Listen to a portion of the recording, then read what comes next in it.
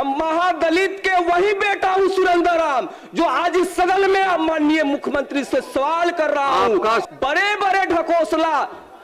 बड़े ढकोसला परोसने वाले सामने खड़े हुए सरकार के लोगों से मेरा सवाल है कि कब वह चमार भाइयों के गांव में, पासी पसवान भाइयों के गांव में, नट के गांव में, धोबी भाइयों के गांव में, जो आज तक वंचित टोलों में आप सड़क बनाइएगा। बजट तो मांग करते हैं। एक हमारे हनुमान है, हनुमान के कृपा से वहां राम की शासन, बोलते हैं कि राम की शासन चल रहा है, लेकिन ऐसा नहीं।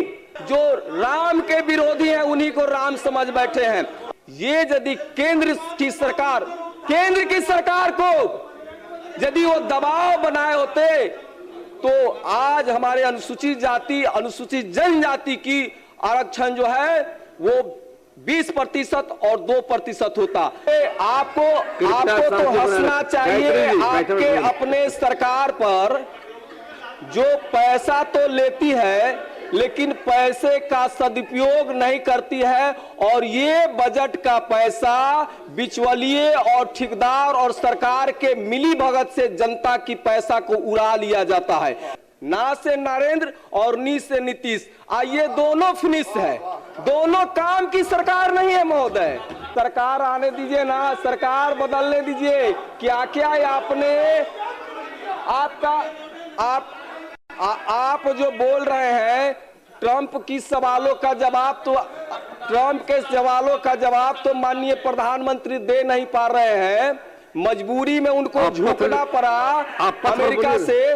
सम्मानित अध्यक्ष जी, आज मैं इस सदन में कटौती प्रस्ताव के पक्ष में खड़ा हूं, और इसके लिए मैं गरखा विधानसभा के सम्मानित जनता माली को मैं दिल से आभार व्यक्त करता हूं।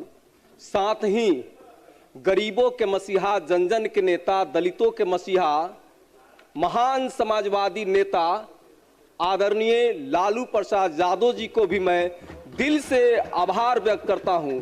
साथ ही गरीबों की बात करने वाले, रोजगार की बात करने वाले, नौकरी मैन ऑफ बिहार, नौजवानों के नायक, बेरोजगारों के हमदर्द, दलितों के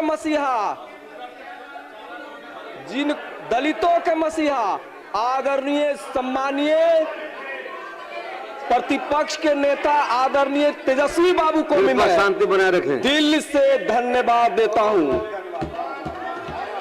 हंसिए, आपको तो हंसना चाहिए आपके अपने सरकार पर, जो पैसा तो लेती है लेकिन पैसे का सदुपयोग नहीं करती है, और ये बजट का पैसा बिचौलिए और ठेकेदार और सरकार के मिली भगत से जनता की पैसा को उड़ा लिया जाता है। ये दुर्भाग्य की बात है। आपको हंसना चाहिए तो अपने और माननीय मुख्यमंत्री और सामने बैठे दो उप मुख्यमंत्री और माननीय मंत्री पर हंसना चाहिए कि जनता में जो वादे करके आते हैं उस जनता के वादों को सही ढंग से निर्वाह नहीं करते हैं, इसलिए आपको हंसना चाहिए। क्योंकि जिम्मेवारी जिस विधानसभा की जनता माननीय सदस्य को दिया है, वह सदस्य आपसे सवाल करती है और उस सवाल के वजह में आप चुप्पी डाल लेते हैं, आपके पास उसका कोई जवाब नहीं होता है। चूंकि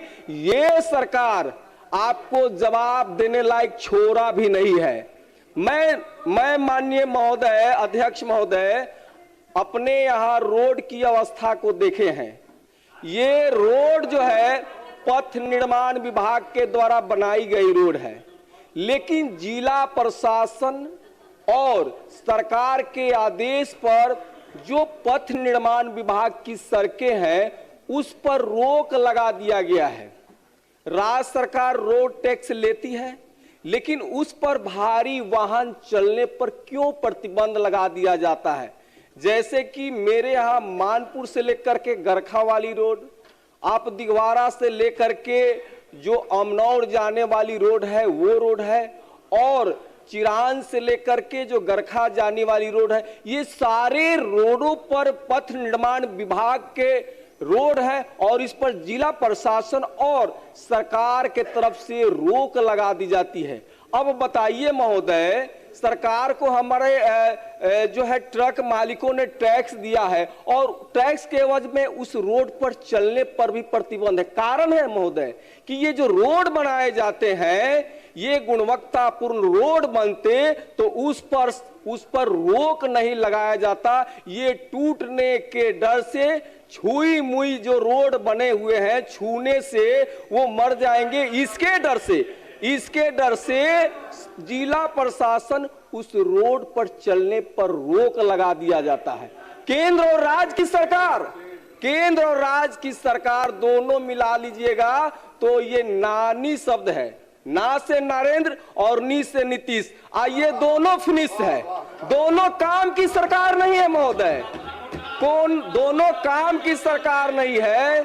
सरकार आने दीजिए ना, सरकार बदलने दीजिए। क्या क्या आपने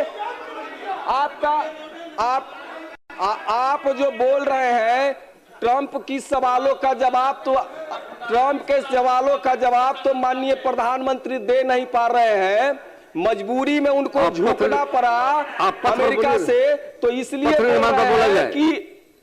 बोल रहे हैं कि एनडीए वाले अभी चुप ही रहे तो जनहित में अच्छा है। तो हम ये बोल रहे हैं महोदय स्थिति गंभीर है। आज अनुसूचित जाति अनुसूचित जनजाति कल्याण विभाग का भी बजट है। हमने उस दिन माननीय मुख्यमंत्री के सामने हमने खड़ा होकर के ये कहा कि माननीय मुख्यमंत्री जी, आप ये बताइए, आपकी सरकार 21 साल की सरकार है। 21 साल की सरकार में क्या अनुसूचित जाति के चमार टोला में धोला में ये सारे आदिवासी समाज के टोला में कितने सड़कें आप बनवाए हैं? आप तो बोलते हैं, आप इस बात को झूठा ये बात बोलते हैं कि बिहार के किसी भी कोना से 4 से 5 घंटों में पटना पहुंचा जा सकता है। लेकिन मैं इस बात को बोलता हूं महोदय, 21 साल की ये सरकार अब तक दलित टोला में पहुंच नहीं पाया है। इसलिए इससे बड़ी कोई ये क्या कहा जा सकता है ऐसी सरकार को? आज भी महोदय दलितों के गांव में, अति पिछड़ा के गांव में कांधा पर लाश उठाने को मजबूर है। चूंकि 4 से 6 फीट चौड़ी गली भी नहीं है, 4 से 6 फीट गली भी नहीं है। खटिया पर मरीज या लाश को उठाने के लिए भी 6 फीट चौड़ा कम से कम गली होना चाहिए। दुर्भाग्य की बात है महोदय, इस सरकार के लिए दुर्भाग्य की बात है। बड़े बड़े ढकोसला परोसने वाले सामने खड़े हुए सरकार के लोगों से मेरा सवाल है कि कब वह चमार भाइयों के गांव में, पासी पसवान भाइयों के गांव में, नट के गांव में, धोबी भाइयों के गांव में जो आज तक वंचित टोलों में आप सड़क बनाइएगा। बजट तो मांग करते हैं, लेकिन बजट का आप 50% से 60% ही खर्च कर पाते हैं। क्यों खर्च कर पाते हैं? क्योंकि यहाँ के जो अफसरशाही और माननीय मंत्री में वह ऊर्जा नहीं है कि जो जनता की ली हुई बजट को भी सदुपयोग सही खर्च कर पाते हैं। आप ये बताइए महोदय, आज ये अनुसूचित जाति जनजाति की ये स्थिति है। अरे महोदय, आप भी महागठबंधन के सरकार में थे। हमारे नेता आदरणीय तेजस्वी जी और महागठबंधन के सरकार में जातिगत गणना कराया गया। हमारे नेता आदरणीय तेजस्वी बाबू के प्रयास से जातिगत गणना कराया गया। जातिगत गणना कराने के बाद में अनुसूचित जाति की जो जनसंख्या लगभग 20% थी। अनुसूचित जनजाति की जो संख्या था उसके मुताबिक हमारी महागठबंधन की सरकार ने आरक्षण को बढ़ा करके, अनुसूचित जाति की जो आरक्षण की जो दायरा था 16% से बढ़ा करके 20% कर दिया गया, और अनुसूचित जनजाति की जो जनसंख्या था उसको बढ़ा करके 1 से बढ़ा करके 2% करा दिया गया, और राज्य सरकार ने पास करा करके केंद्र सरकार को भेजा गया। और यही एनडीए वाले लोग हैं, यही एनडीए वाले बिहार के लोग हैं जो एक बार भी केंद्र सरकार पर आवाज नहीं उठाए कि जो बढ़ी हुई आरक्षण को 9वीं अनुसूची में यदि केंद्र सरकार शामिल कर लिया होता तो आज यहां जो बहाली 100 होते उसमें हमारे लोगों का आरक्षित सीट 20 होता।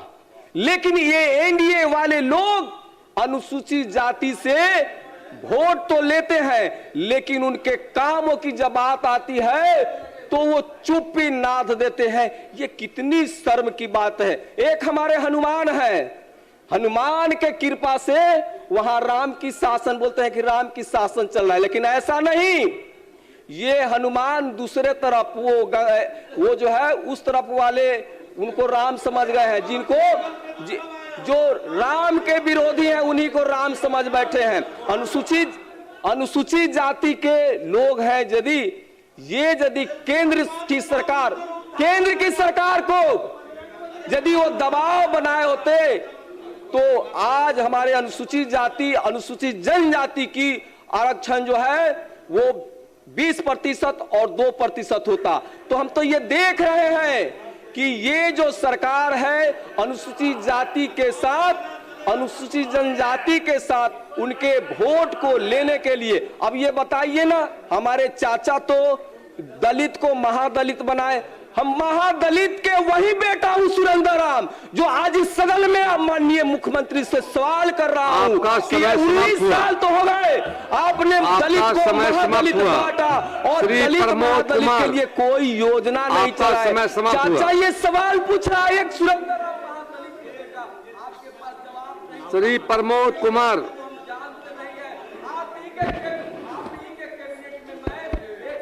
माननीय अध्यक्ष महोदय,